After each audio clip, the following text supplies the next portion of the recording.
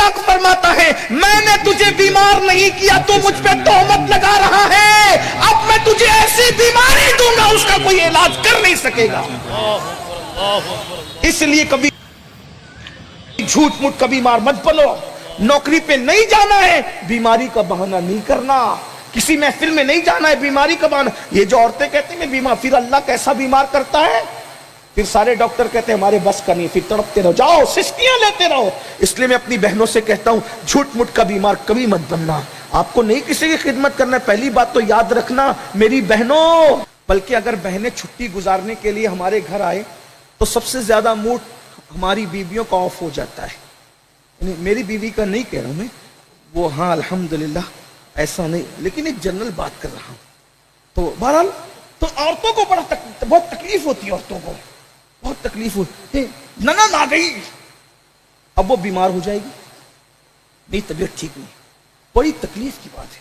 औरतें बीमार पड़ जाती है, कोई ससुराली रिश्ते से आ जाए, जिठानी आ जाए, देरानी आ जाए, देवर आ जाए, जेठ आ जाए, ससुर आ जाए, यानी ससुराली रिश्ते से जो है वो बीमार पड़ना यकीनी। मैं अपनी बहनों से कहता हूं बुजुर्गों ने, सूफिया ने फरमाया झूठ मूठ का बीमार मत पड़ा करो, क्योंकि बीमार अल्लाह करता है।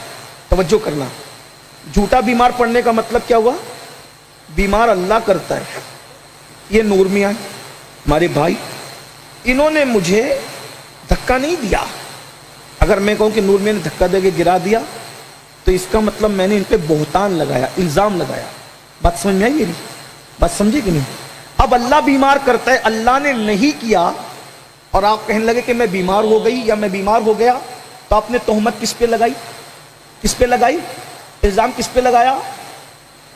एक अजीज मुझे मिला और वो मुझसे कहने लगा कि सैयद साहब आपको जब जलसे में न जाना हो तो मैं बीमार होने का एक तरीका बताता हूं।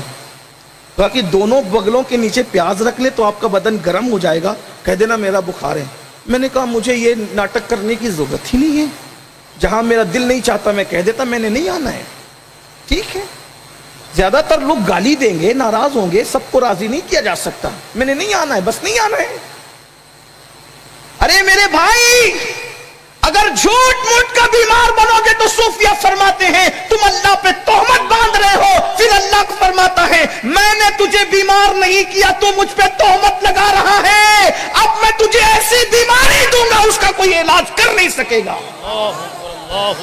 इसलिए कभी झूठ मूठ का बीमार मत बनो। नौकरी पे नहीं जाना है, बीमारी का बहाना नहीं करना। किसी महफिल में नहीं जाना है, बीमारी का बहाना। ये जो औरतें कहती हैं मैं बीमार, फिर अल्लाह कैसा बीमार करता है, फिर सारे डॉक्टर कहते हैं हमारे बस का नहीं, फिर तड़पते रहो, जाओ सिस्कियां लेते रहो। इसलिए मैं अपनी बहनों से कहता हूं झूठ मूठ का बीमार कभी मत बनना। आपको नहीं किसी की खिदमत करना है, पहली बात तो याद रखना मेरी बहनों, हजारों साल की इबादत उस मकाम पर नहीं पहुंचाती जहां मखलूक की खिदमत पहुंचा दिया करती। इमाम जाफर सादिक सरकार फरमाते हैं कि रूए जमीन पे जितने जर्रात है उससे ज्यादा अल्लाह तक पहुंचने के रास्ते हैं। सबसे शॉर्टकट रास्ता अल्लाह का वली बनने का यह है कि तुम अल्लाह की मखलूक की खिदमत करते रहो, अल्लाह तुमको अपना महबूब बंदा बना लेगा। खिदमत खल्क बड़ी चीज है। तो खिदमत खल्क क्या है? कुत्तों को रोटी खिलाना, ये कुत्तों को पानी और ननन को तरसा के कुत्तों को पानी पिलाने वाली बहनों, ये कौन सी खिदमत खल्क है?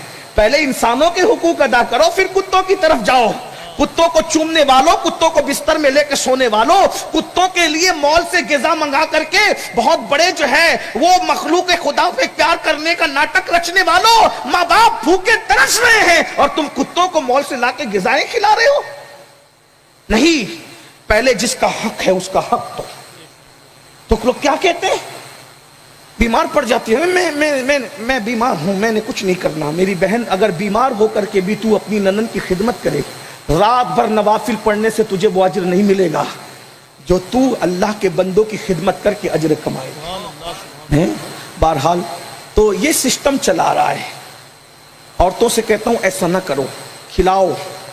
खिलाने वाला कभी भूखा नहीं रहता। समझ में आई बात? आप कहेंगे हम तो खाते हैं। एक बात याद रखना, जो लोगों को खिलाता है आखिरी वक्त तक अल्लाह उसको सेहत देता है कि वो सारी डिशें खाता रहता है।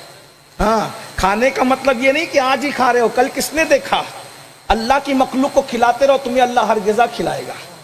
ہیں؟ آج کل بہت سارے لوگ ہیں میٹھا نہیں کھا سکتے، تیکھا نہیں کھا سکتے، یہ نہیں کھا سکتے، وہ نہیں کھا سکتے. میں نے کہا کبھی یہ غریب نواز کی زندگی میں پڑا؟ کبھی غوث پاک کی زندگی میں پڑا؟ کبھی مخدوم اشرف کی زندگی میں پڑا؟ کبھی صابر پاک کی زندگی میں پڑا؟ کبھی محبوب الہی کی زندگی میں پڑا؟ جو لوگوں کو کھلاتے رہے قدرت نے ان کو آخری وقت تک کھلاتا رہا. کھلاتے رہو. سرکار غوث الاعظم دستگیر فرماتے ہیں میں نے نیکیوں کے دفتر کو الٹ پلٹ کر دیکھا، مجھے کھانا کھلانے سے بڑی کوئی نیکی نظر نہیں آئی. غریب نواز کے پاس لوگ آتے تھے ہم مناظرہ کریں گے، غریب نواز کہتے بھائی پہلے کھانا کا تھک کے آیا ہے بعد میں دیکھا جائے گا. کھانا کھاتا تھا اتنا پیار دیتے تھے مناظرہ کرنا بھول جاتا تھا، وہ غریب نوازی کا ہو کر کے رہ جاتا تھا. ہاں بہت بڑی بات.